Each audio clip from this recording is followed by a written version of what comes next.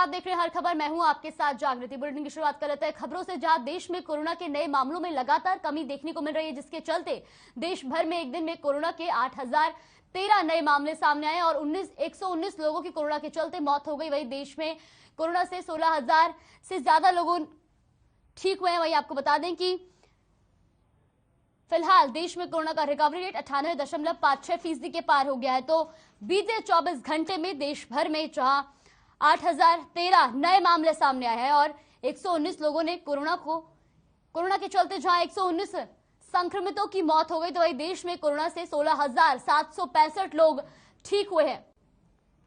वहीं फिलहाल देश में कोरोना का रिकवरी रेट भी 98.56% के पार हो गया है। तो अब देश में भी कोरोना पर काबू पाता नजर आ रहा है, जहां कोरोना के 8013 नए मामले सामने आए। तो ये आपको बता दें कि 119 लोगों की कोरोना से मौत भी हो गई है। वही अगर बात करें देश में कोरोना के रिकवरी रेट की, तो कोरोना का रिकवरी रेट भी अब 98.56% के पार पहुंच गया है और इस वक्त 16,765 लोग कोरोना से ठीक हुए हैं। हरियाणा में हर रोज कोरोना के मामलों में कमी नजर आ रही है, जिसके चलते प्रदेश में एक दिन में कोरोना के 360 नए मामले सामने आए, जबकि एक दिन में प्रदेश में कोरोना के चलते 2 लोगों की मौत हो गई और 383 लोगों ने कोरोना को मात दी है, जिसके चलते कोरोना का रिकवरी रेट भी अब 98.70% के पार पहुंच गया। वही अगर बात करें जिलों की, तो गुरुग्राम में कोरोना के 172 नए मामले सामने आए, जबकि फरीदाबाद में 33, हिसार में 36, तो पलवल में 26 नए कोरोना संक्रमितों की पुष्टि हुई है। वही बात करें अगर महेंद्रगढ़ की, तो महेंद्रगढ़ में 14 नए कोरोना संक्रमित पाए गए हैं। तो अब हरियाणा में भी कोरोना की रफ्तार पर ब्रेक लगता नजर आ रहा है, जहां बीते 24 घंटे में 360 कोरोना के नए संक्रमित पाए गए हैं। तो वहीं 383 लोगों ने कोरोना को मात भी दी है। वहीं अगर बात करें मौत के आंकड़ों की, तो बीते 24 घंटे में 2 लोगों की कोरोना के चलते मौत हो गई और प्रदेश में कोरोना का रिकवरी रेट भी अब 98.70% के पार पहुंच गया है। वही अगर नजर डालें जिलों पर, तो गुरुग्राम में 172 नए कोरोना संक्रमितों की पुष्टि हुई है, जबकि फरीदाबाद में 33 नए मामले सामने आए हैं। वहीं अगर बात करें हिसार की, तो हिसार में 36 और पलवल में 26 नए कोरोना संक्रमितों की पुष्टि हुई है। वहीं महेंद्रगढ़ में 14 नए मामले सामने आए हैं।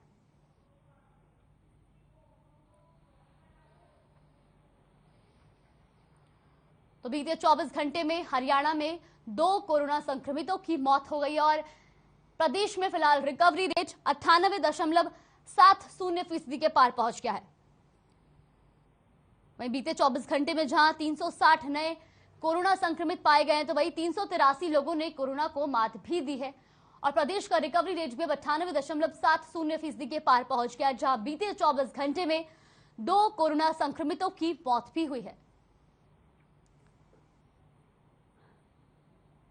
वहीं अगर बात करें गुरुग्राम की, तो गुरुग्राम में 172 और फरीदाबाद में 33 नए कोरोना संक्रमितों की पुष्टि हुई है, जबकि अगर नजर डालें हिसार पर, तो हिसार में 36, पलवल में 26 कोरोना संक्रमित पाए गए। वहीं महेंद्रगढ़ में 14 नए कोरोना संक्रमितों की पुष्टि हुई है।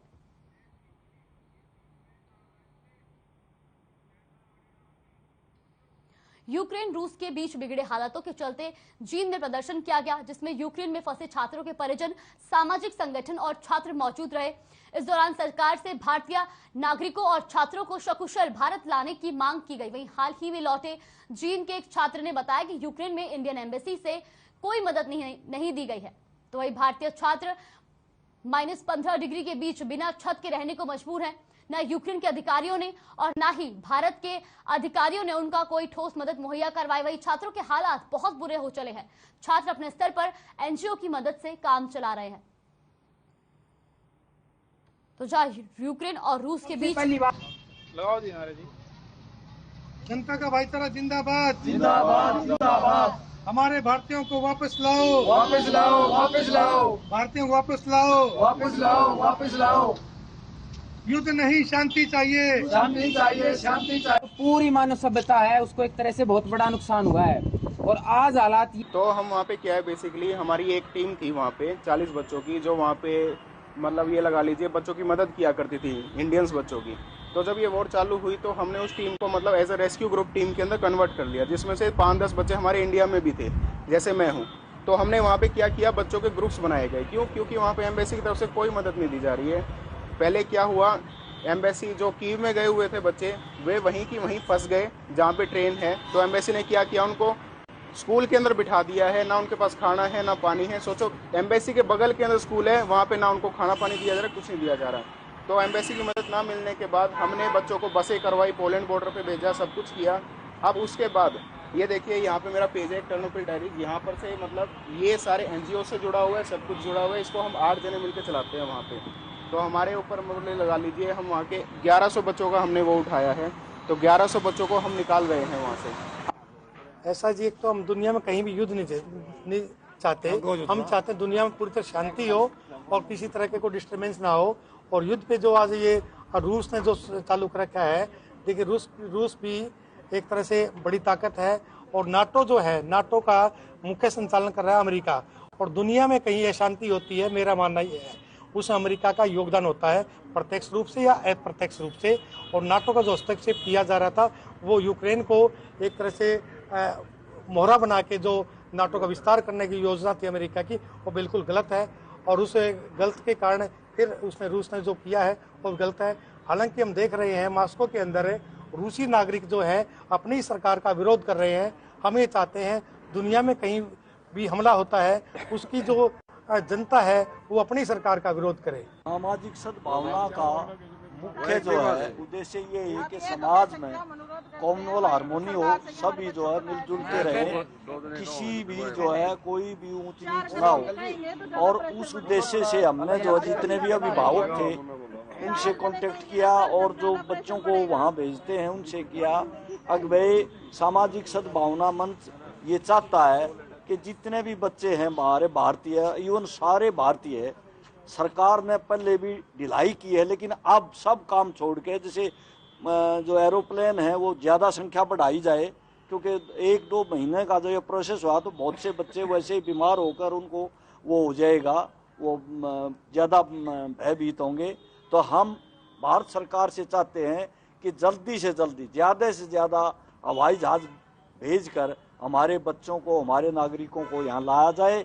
और सामाजिक सद्भावना मंच ये भी संदेश देता है कि युद्ध जो है कोई समस्या का हल नहीं है।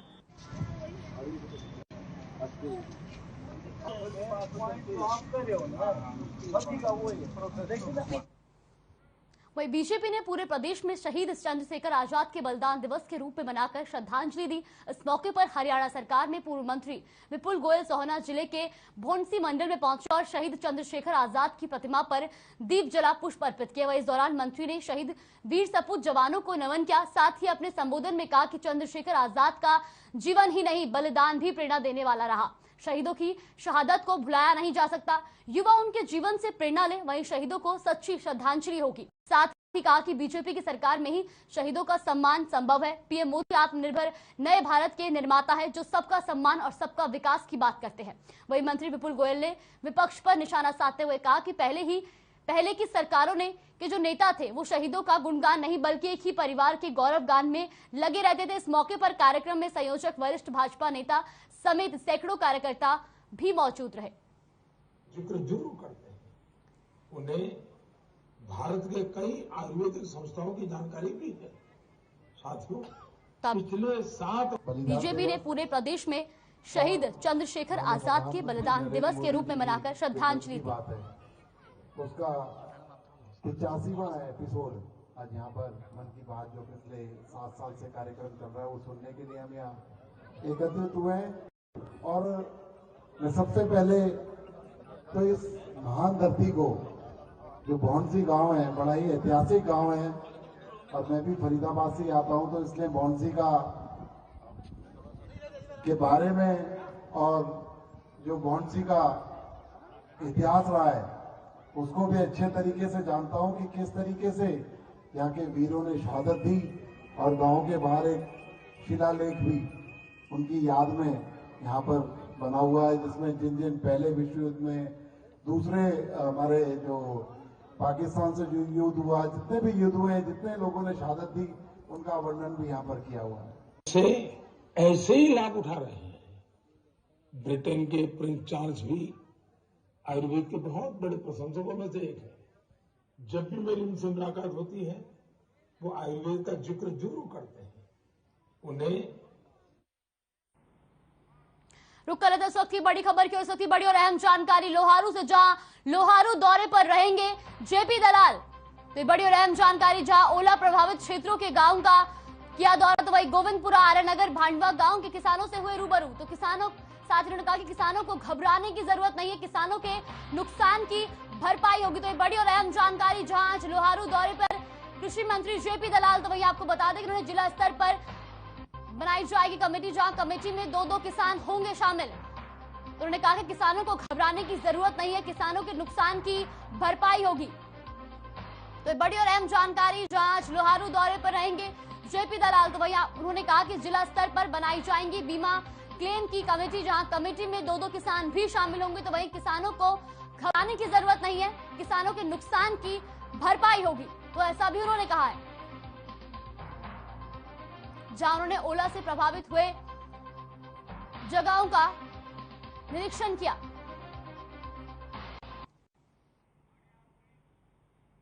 रुकते हैं छोटे से ब्रेक के लिए। ब्रेक के बाद जल्द हाजिर होंगे खबरों के साथ।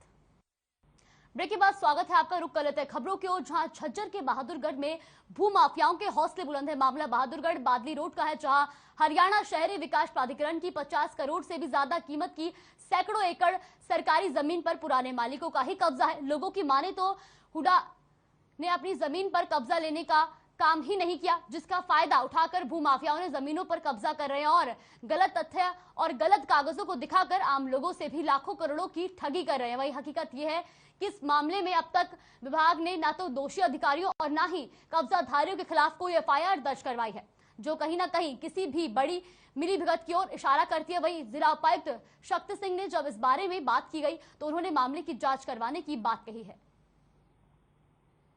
तो जहां झज्जर के बहादुरगढ़ में भूमाफियाओं के हौसले बुलंद हैं। आपको बता दें कि मामला बहादुरगढ़ बादली रोड का है, जहां हरियाणा शहरी विकास प्राधिकरण की 50 करोड़ से भी ज्यादा कीमत की सैकड़ों एकड़ सरकारी जमीन पुराने मालिकों का ही कब्जा है।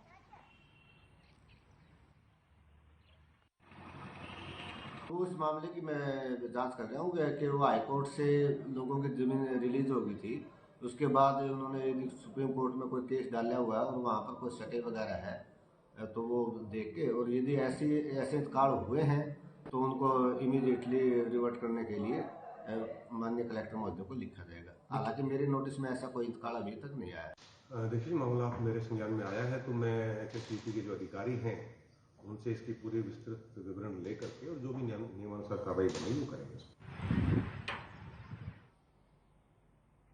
वहीं साइबर सिटी गुरुग्राम में अपराधियों के हौसले बुलंद है। मामला शहर थाना क्षेत्र का है, जहां सुबह करीब 3 बजे एक सीएनजी पंप पर अज्ञात हमलावरों ने पंप के मैनेजर, ऑपरेटर और फिलर की चाकू से गोदकर हत्या कर दी। सूचना पर पहुंचे पुलिस कमिश्नर समेत आला अधिकारियों ने घटनास्थल का जायजा लिया। वहीं ट्रिपल मर्डर मामले में पुलिस के हाथ इसलिए भी खाली नजर आ रहे हैं क्योंकि हत्या से ठीक पहले पंप पर लगे सीसीटीवी कैमरे बंद कर दिए गए। वहीं इस वारदात से पुलिस महकमे में हड़कंप मच गया है। देखने वाली बात यह है कि पुलिस के लिए ये वारदात नाक का सवाल बन गई है, क्योंकि बीते 3 दिनों में गुरुग्राम में ये तीसरी बड़ी वारदात है। लोगों की माने तो बीते 3 दिनों में 5 हत्याएं हो चुकी हैं। वहीं गुरुग्राम में अपराधी बेलगाम हो गए, जो पुलिस को खुली चुनौती दे रहे हैं कि अगर दम है तो पकड़ के दिखाए। जहां साइबर सिटी गुरुग्राम, मेरे पास में फोन आ रहा था कि तुम पंप पे जल्दी आ रहा, तो एक में तो 3 मर्डर हो गए। मैं मजाक समझ भाग के मेरे भाई मार दिया। क्या नाम था भाई का? नरेश कुमार। नरेश कुमार कहाँ के रहने वाले? अलीगढ़ डिस्ट्रिक्ट अलीगढ़ के गांव कुपरोट पड़ता है। उम्र मेरे भाई की 21 साल। क्या करते थे? फिलिंग करते थे। फिलिंग करते हैं भाई। कुछ बताया पुलिस ने किसने मार दिया, कैसे? कि किसी ने भी कुछ नहीं बताया, कि पता नहीं लगा क्या सूचना मिली तुम्हें, क्या जानकारी? सर हमें फोन आया कि कुछ हो गया है, फोन करके देखो। अच्छा। सर हम सो रहे थे। सर कॉल करी तो इसने फोन नहीं उठाया। हम डायरेक्ट यहीं आ गए सर। फिर अच्छा, यहाँ देखा तो भाई हमारा उस साइड पड़ा था, उसके चक्कू लगे हुए हैं यहाँ कर शरीर में। अच्छा। और दो बंदे और वो भी जान से मरे पड़े। एक फिलर है, एक मैनेजर है और वो ऑपरेटर था। पुलिस ने क्या बताया? किसने? सर कुछ नहीं बता रहे पुलिस वाले, बात ही नहीं करने दे रहे, ना कुछ बता रहे, पूछ भी रहे उनसे कुछ। क्या नाम था तुम्हारे भाई का? भूपिंदर कुमार। सर 21-22 साल का था सर। कहाँ के रहने वाले हो? सर बुलंदशहर के गांव ढगरौली खानपुर जिला बुलंदशहर। तुम्हारे भाई यहाँ पे 4 साल हो गए सर। तो ये पता चल पाया कि किसने मारा है उसको? सर पता नहीं चला कुछ भी। सूचना मिली थी कि एक 7 वाले पंप पे कोई लड़का आके गिरा है, उस पे पुलिस मौके पे पहुंची थी और यहाँ आने पे ये पाया है कि एक सीएनजी पंप है और उसके साथ एक पंप और है नॉर्मल, और 2 डेड बॉडी भी हमें सीएनजी पंप पे मिली है। और जो तीसरा लड़का है वो भी यहीं काम करता था, वो इंजरी होने की वजह से भाग के वहाँ गया था और उसकी भी डेथ। कौन हो गए सर तीनों? क्या कुछ पहचान हो पाई? ये तीनों इसी पंप पे काम करने वाले लड़के हैं सीएनजी पे ही, और एक मैनेजर है, एक ऑपरेटर है, एक सीलर है। क्या कुछ लूट की आशंका? प्राइमरी फेसी तो हमने चेक किया है और जो मालिक ने बताया है कि कैश कोई नहीं गया है, तो हम बाकी सब एंगल से इस पे देख रहे हैं। सर जो वेपन है वो मिल पाया है सर मौके से? अभी जांच चल रही है, अभी इंस्पेक्शन चल रही है, सीसीटीवी कैमरास कुछ वो चेक कर रहे हैं। वहीं गुरुग्राम में तेज रफ्तार का कहर देखने को मिला है। मामला सोहना पलवल रोड के पास सिलानी गांव का है, जहां एक ट्रक चालक ने बाइक सवार को रौंद दिया, जिसके चलते बाइक सवार की मौके पर ही मौत हो गई। वहीं अफरा तफरी के चलते ट्रक चालक घटनास्थल से फरार हो गया। सूचना पर पहुंची पुलिस ने शव बरामद कर पोस्टमार्टम के लिए भेज दिया है। फिलहाल पुलिस ने ट्रक चालक के खिलाफ मामला दर्ज कर कार्रवाई शुरू कर दी है।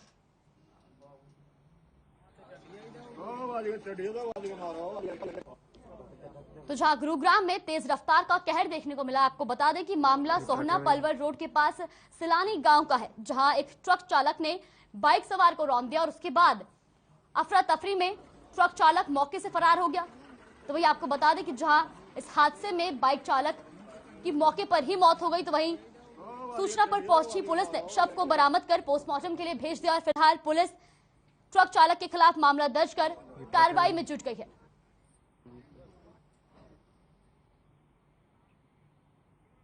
वहीं यूक्रेन में फंसे छात्रों को ऑपरेशन गंगा के तहत वापस लाया जा रहा है। 198 और छात्रों को बुखारेस्ट से दिल्ली लाया गया। तो वहीं पलवल के गांव गढ़ी पट्टी में रहने वाला दीपक और उसकी बहन भी यूक्रेन से घर लौटे हैं, जिसके बाद परिवार और गांव ने उनका स्वागत किया।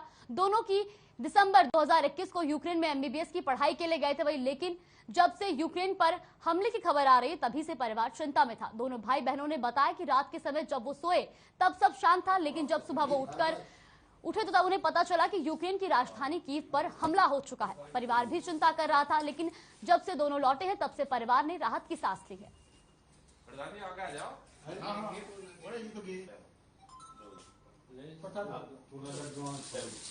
प्रधानमंत्री का धन्यवाद करना चाहती हूँ। मेरे बच्चे जैसे सही सलामत अपने इंडिया वापस आ गए, ऐसे सभी माँ के बच्चे इंडिया वापस आए। बहुत डरावने हालात थे। हमारे 2 ही बच्चे थे, हमने दोनों एक यूनिवर्सिटी में एमबीबीएस के लिए भेजे थे। तो माँ की तो चिंता इतनी है। बस यही कि एक तो हम अपने माननीय नरेंद्र मोदी जी का बहुत बहुत धन्यवाद करना चाहते हैं कि उन्होंने मतलब बहुत व्यवस्थाएं की कि हमें यहाँ सेफली अपने यहाँ पहुँचा दिया। बाकी उनका बहुत बहुत है। बाकी वहाँ की हमारी यूनिवर्सिटीज़ का भी बहुत बहुत धन्यवाद करते हैं कि उन्होंने भी बहुत कुछ किया हमारे लिए। और ये भी है कि जो बच्चे वहाँ हैं उन्हें भी यहाँ पहुँचा दें, ये भी हम उनसे एक्सपेक्ट करते हैं कि वो जल्दी से जल्दी वहाँ जितने भी बच्चे फंसे हों उन्हें भी वहाँ से निकाल दें। सबसे पहले तो हम गवर्नमेंट को बहुत बहुत थैंक यू बोलना चाहेंगे कि उनकी वजह से हम यहाँ सेफली पहुँच चुके हैं और अब हम सब बहुत खुश हैं, एकदम बहुत सेफली फील कर रहे हैं। तो आप कैसे पहुँचे, किस तरह से वहाँ आपकी सहायता की? वो सब कुछ हमारी यूनिवर्सिटी ने भी बहुत हेल्प किया हमें पहुँचाने में और गवर्नमेंट ने भी बहुत हेल्प किया है, तो हम यहाँ बहुत सेफली पहुँच गए, हमें कोई दिक्कत नहीं।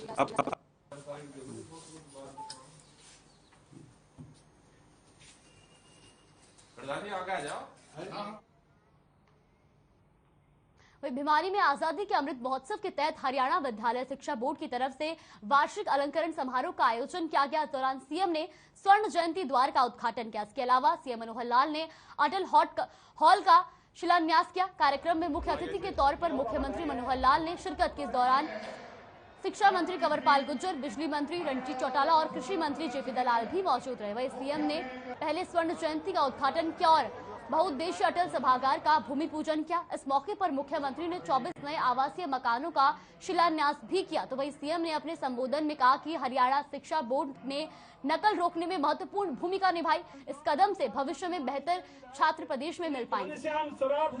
मुख्यमंत्री श्री मनोहर लाल जी गरीबी देश की मुख्यमंत्री श्री मनोहर लाल जी, जो कि गरीबों के हित का जिस स्थान पर बैठे हैं, जब भी कभी कार्यक्रम होता है, फंक्शन होता है, तो सरकार करते हैं, मेरी एक शेड बना दिया जाता है, वही कार्यक्रम हो जाता है। लेकिन जब विचार आया कि एक स्थायी सभागार बनना चाहिए, तो आज एक स्थायी सभागार की भी नींव रखी गई है, इसका प्रयास हुआ है।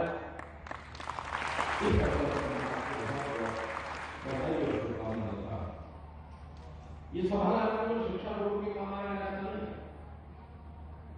भिवानी नगर के या तो आसपास के लोगों को भी जब भी कभी अपना कोई कला अथवा सांस्कृतिक कार्यक्रम करने का अवसर आएगा तो इसके भविष्य उपलब्ध रहेगा। एक प्रकार से शिक्षा के साथ साथ कला और संस्कृति इसका भी उभार होगा और हमारा भिवानी नगर तो कला संस्कृति का बड़ा प्राचीन केंद्र है। भिवानी को छोटी काशी कहा जाता है। निष्पक्ष रूप से और पारदर्शी तरीके से होनी चाहिए। उस काम में बहुत ही अच्छा काम हमारे बोर्ड ने किया है। दूसरा है पाठ्यक्रम। पाठ्यक्रम सही तरीके से निश्चित हो, उसी प्रकार से उन्होंने भी इतिहास की पुस्तकों में जो परिवर्तन, जो बहुत सी जानकारियां गलत दी गई थी हमारे आंदोलनों के बारे में, हमारे महापुरुषों के बारे में, उनको ठीक करने का काम जिस प्रकार से किया है, तो उसके लिए मैं उनको बधाई देता हूं। शिक्षा का महत्व और बढ़ रहा है। इसके लिए माननीय मुख्यमंत्री जी ने जो काम किया है वो बेहद सराहनीय है, क्योंकि जिस प्रकार से नौकरियों को मेरिट में देने का काम उन्होंने किया, तो इससे निश्चित तौर से शिक्षा का महत्व जो है वो हर व्यक्ति के दिमाग में और हर विद्यार्थी के दिमाग में उसका महत्व बढ़ा है। फिलहाल के बुलेटिन में बस इतना ही। बने रहिए हमारे साथ। नमस्कार।